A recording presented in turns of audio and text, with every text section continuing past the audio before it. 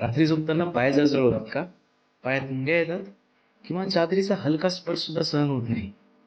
हे डायबिटीजमुळे नसांवर झालेल्या परिणामाचं लक्षण असू शकतं. नमस्कार, मी डॉक्टर अभिनव कदम, MBBS MD मेडिसिन. बऱ्याच लोकांना वाटतं ही साधी कमजोरी किंवा व्हिटॅमिनची कमतरता आहे.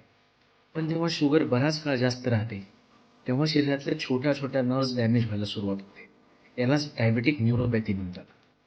सुरुवातीला हा त्रास बहुतेक वेळेला पायाच्या बोटांपासून सुरू होतो आणि हळूहळू ग्लव्स आणि स्टॉकिंग पॅटर्नमध्ये तो शरीरामध्ये वाढत जातो. यामध्ये पाय जळजळ होणं, मुंग्या येणं, सुन्नपणा वाटणं किंवा विजेचा शॉक बसल्यासारखं वाटू शकतं. वेळेवरती शुगर कंट्रोल नाही केलं तर पुढे पायातील सेन्सेशन कमी होऊन जखमा सुद्धा होऊ शकतात. तर अशी जर लक्षणं जाणवत असतील तर त्यांना दुर्लक्ष करू नये.